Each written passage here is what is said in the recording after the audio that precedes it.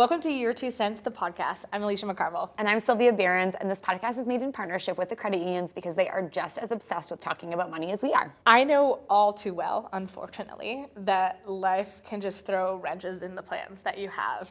And I was stuck reacting to that situation. And today we're going to talk about people that are going to really help us prepare for those things. I love it. So we have Vicki, a career counselor from St. Mary's University, and Shannon, who is a financial expert from credit unions from PEI, and they're going to tell us how to get ahead of the curveballs before they happen. This is Your 2 Cents, the podcast proudly made by Bicoastal in partnership with credit unions.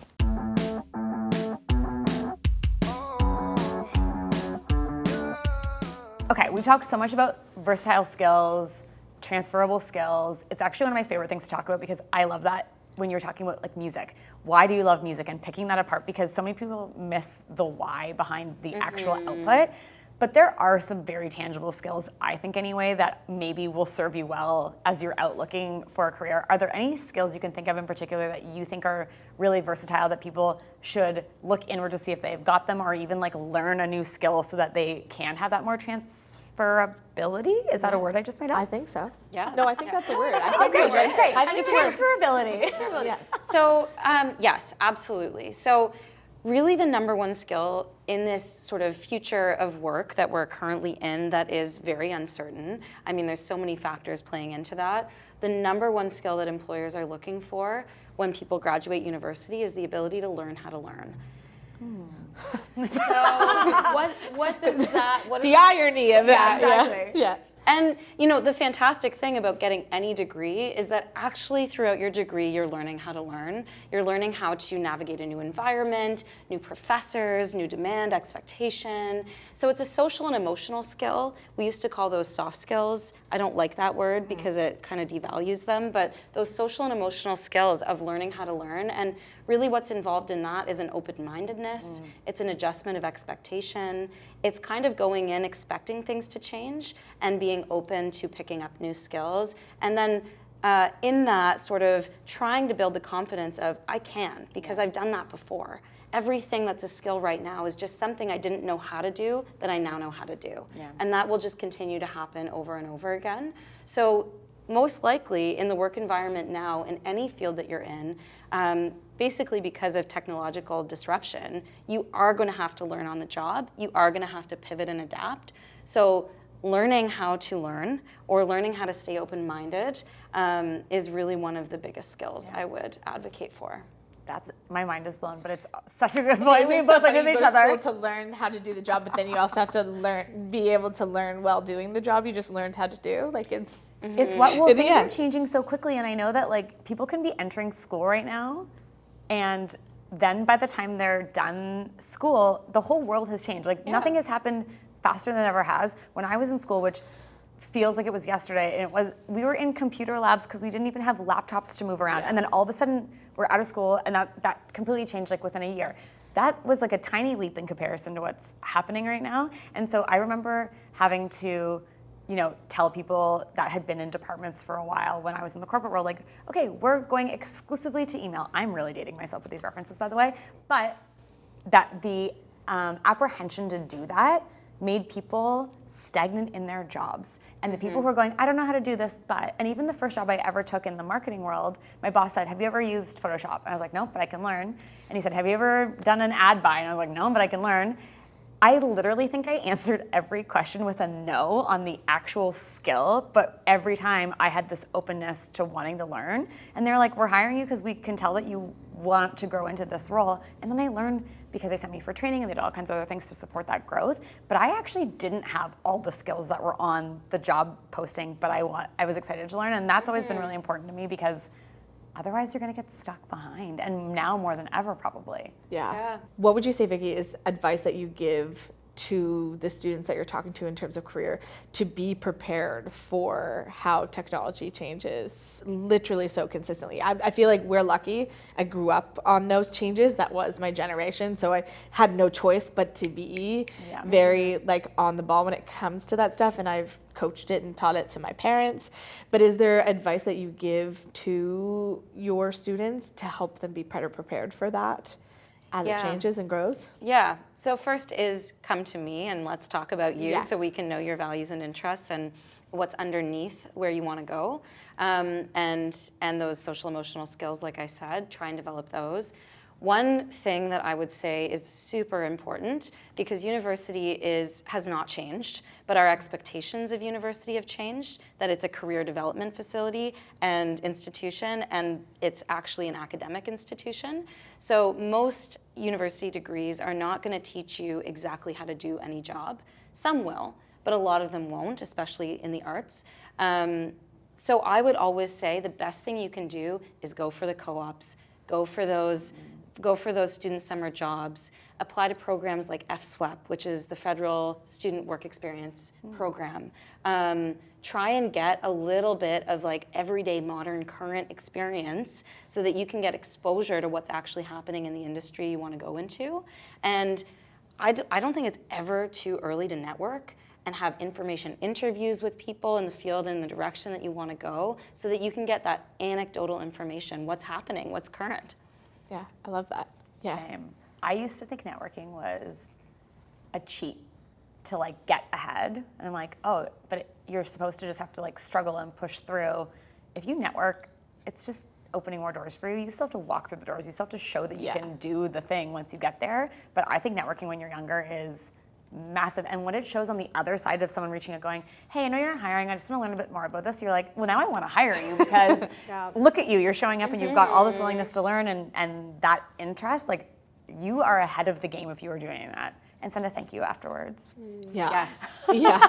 I love what you said about the expectations of university versus what they are, because I think it is very much like, I think, remember coming out of high school thinking I'm going to go to school and I'm going to learn how to do something. And like it wasn't that way. And which is, I mean, it can be. And that's very, I'm thinking community colleges, like at NSCC, like you're going there specifically for a skill. But I think I was the type of person that needed to be going for a skill, not the broad spectrum of it being like, okay, well, now I know all these things, but what do I do from here? You're coming out of school, you're about to start your career. What should be the topic you would suggest that we're learning about? It sounds so simple, but budgeting. Okay. Everything comes down to budgeting. The thing a lot of people don't know about budgeting is that budgeting exists to be a tool for you. It's a tool to help you spend your money, know where you can spend your money, know where you need to save, know where you need to restrict, know where you can hopefully spend a little bit more of that fun stuff. But without having any concept of budgeting, you have no idea how to manage your finances or how to make sure that you're meeting those bills and paying for things. So budgeting is step one. And the great thing about budgeting is budgeting can change as much as you change or as often as it needs to, so that it works for you. So budgeting, always, always, always. Now, is there any like apps or things or ways to budget that you would suggest for people? Yeah, and it's one of those things that's a little bit unique. It's as unique as you are. So some people love an Excel spreadsheet. Me, I'm allergic to math, so I'm not going to be in an Excel spreadsheet. Sylvia loves a good Excel spreadsheet. Yeah, Same. I'm envious. I'm also allergic to math, so Yeah. no thank you. Yeah, like I can talk about budgeting and numbers, but the second I have to put like a formula in Excel, like I'm done. Some really great apps that exist that you can just download on your smartphone. One that I used a lot, especially when I was new to budgeting, was called Mint, like M-I-N-T. It was a free app, and you could actually break down your spending into categories. So housing, groceries, car, whatever it was, and you could see every time you'd add an expense in there, you could see your pie chart changing of where your expenses are going. Have you heard of the FHSA? We hadn't either, but we now know all about it thanks to credit unions. The first-time home buyer savings account is a tax-free way to save up for a down payment on your first home. It combines the tax-deductible benefits of an RRSP with the tax-free withdrawals of a TFSA. So when you're ready to buy your first home, you get to take the money out, say it with us, tax-free. So if you're saving for a home, talk to a credit union and see how you can hit that goal faster. Credit unions are the proud sponsor of Your 2 Cents, the podcast. So I know we touched on this a little bit, but I want to dig in a little bit more to resources. When people are on the job hunt, especially when you're fresh out of school or you're in a community college or whatever that sort of, or even leaving high school, what advice can you give for someone on the job hunt, the tools and resources that are out there to explore? Yeah, absolutely. So I would say that most universities, and this would apply to everywhere in Atlantic Canada, are going to have a career center. And most of the time, there's someone in a career counseling role or a career coaching role, or ideally both. And at St. Mary's, there are both. So those are the resources with the coaches of kind of interview prep, resume editing, networking advice and strategy, LinkedIn, how do I update that? What do I do? So all of those really like practical pieces. Awesome. Career counseling is going to be more about that identity work. Who am I and what would be aligned with me out there and what are my options? And hopefully we brainstorm a lot of those options so that you're not stuck on one path only and you have an option B. So I would say one of those resources is the Career Services Center at university. If they allow you to come back as an alumni, great, and St. Mary's does. The other ones in the community, I would say, are Nova Scotia Works, Teamworks, job banks, those job fairs so that you can connect with employers in a way that feels like it's set up for that and it's maybe a little less intimidating. Totally. LinkedIn is your best friend as a resource. And I say, like, I always encourage students and the people that I work with to just be a creep on LinkedIn. Don't be scared of that. That's what it's there for. Yes. So if you come across someone or an organization that you really like, go and look at who works there, see what roles they're in, and look at their resume. It's posted right there. See where they started and what they transferred into and what that progression has looked like. I love that. And those tools exist in every province, in every, no matter how big or small your community is. I think sometimes people get a bit overwhelmed by but I don't live in a big city or I'm in a rural community. You can seek that out. And a lot of times, honestly, I have found that those resources exist at a board inside of a place like a credit union because it is so community oriented. And it's we're bringing those people together to do that. And I think the other thing is too, is having that laser focus. If you are someone when I finished school, I knew I wanted to go work for a specific car company. And I was I am getting this job. So I went and introduced myself and they're like, we have one person in this job. She was a fairly new grad herself. And I was like, well, she's never going anywhere. So I took a job in a completely different department so that I could be there. And then eventually she left and I was the first person on their list because I was in a role and I went and I was like, I am maybe on paper overqualified for that job, but I'm gonna crush it. And if it didn't work out that I got to progress, I would have gone somewhere else and taken really valuable skills with me.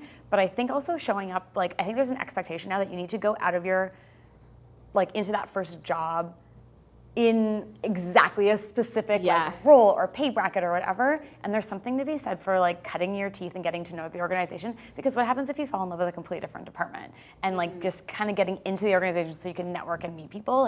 It was a little bit old school, but I literally just I did in-person creeping, which I was just I showed up and I was like, I have a resume, who can I talk to? And they talked to me and I was like, great, this is perfect. Yes, and I mean, in-person creeping has its limitations. We might want to cut that particular line out because now I feel like I'm being such a weirdo. In-person creeping.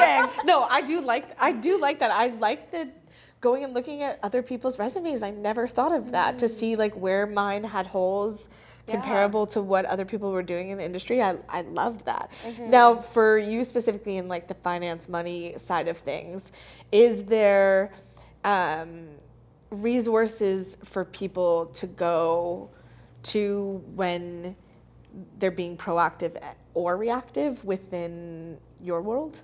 100%. Yeah. I'd say to every single person, contact where you bank. So whether that's a local bank, your local credit union, whoever you're doing your banking with, contact them and ask even for a financial checkup. You go to the doctor, well, if you have one, you go to the doctor once a year for an annual physical and get your health checked up, but we're not checking up on our finances. And it's 100% free to do that. So many people are intimidated to do that and think that they're going to be trying to sell you a product. They're not. They're going to want the best for you and your finances and to see how they can help you. And if it is a new product, if it is opening up a new savings account, then you can do that when you're there. But you also don't have to do that if that's not what feels right for you. Yeah, I love that. Again, not being scared of picking up the phone and having those conversations. Yes.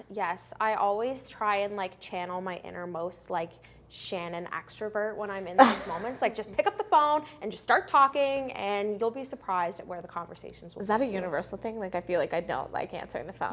I'm not a phone call girly. I'm a Yeah. text. I If I get could it. text my financial advisor, I feel like that would be like, Yeah, hey, we That would text solve people. so many problems. Yeah. for hey, me. can we check in? We have members text us all the time. I love that. And that's such a good point. Like you can maybe you have to establish contact through a more traditional phone call, but like I think people are really open to like helping you in the way that you want to be helped too. And I think being open about that and going, look, you're never going to hear from me if you call me. Text me. Email me. Yeah, Totally. those Like little and things. being just open about your style so that it's not as intimidating for you.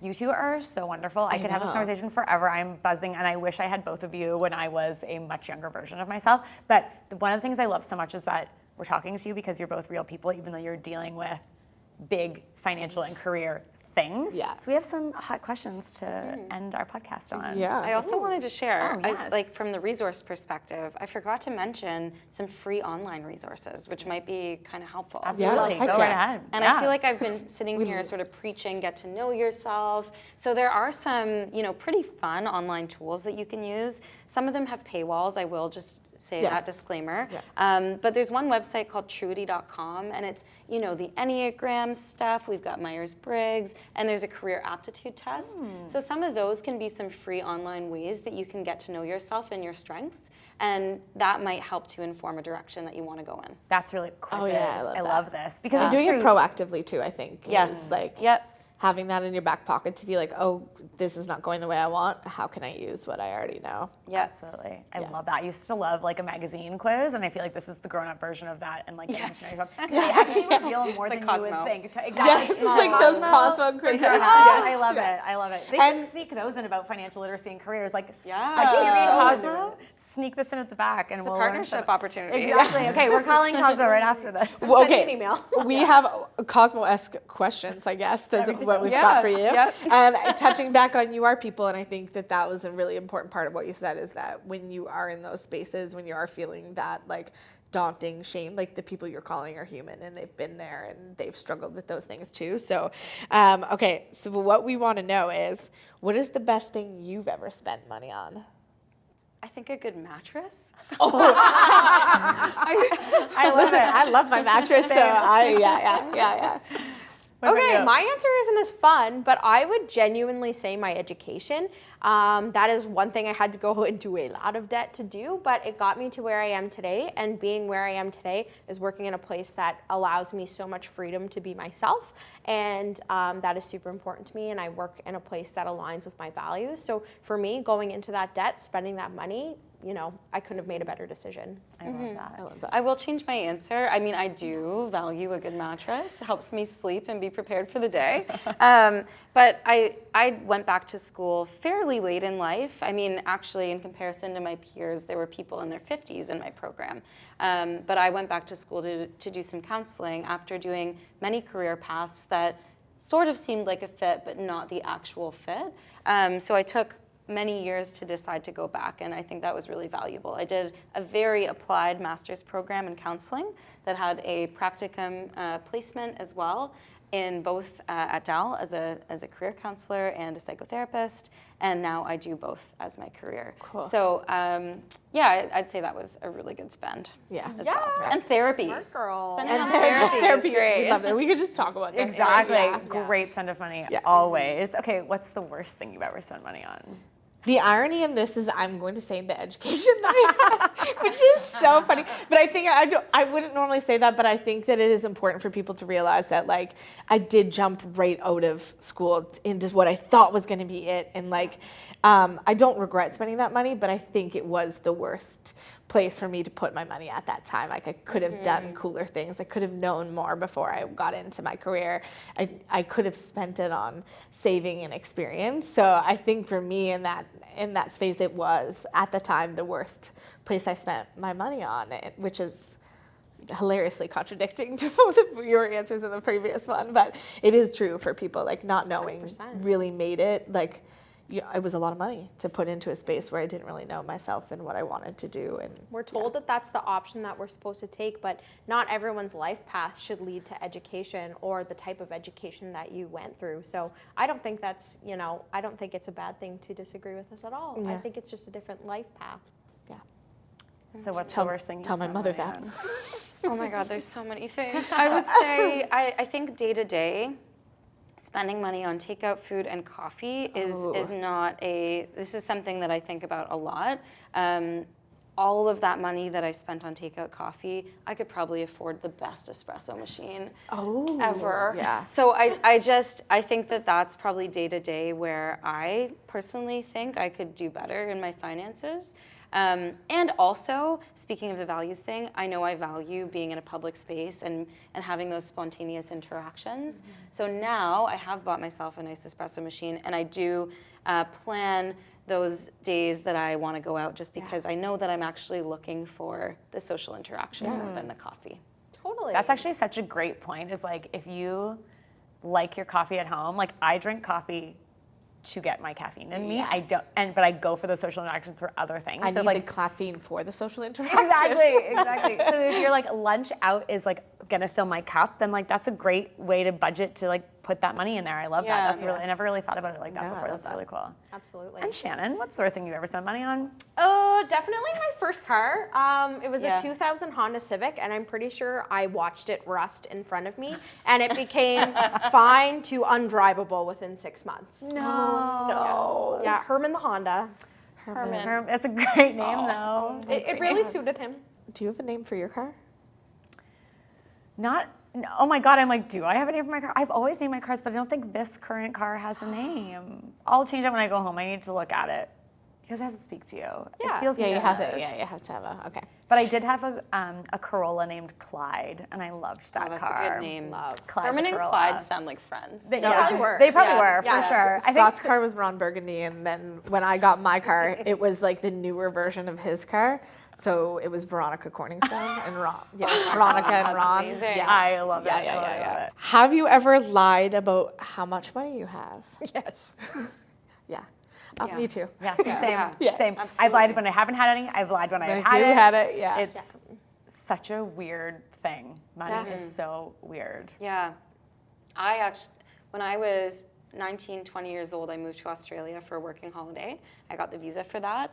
And in order to be accepted for the visa, you had to have a certain amount of money in your bank account. So my parents transferred the money in and then transferred it out. And I lied to get the visa. And, that's, Yeah. big Yeah. lie. Yep. But I got in. But you did it. Exactly. Yeah. We talked about this. Like, it didn't matter what end of the spectrum that I've been on, Yeah. I've lied.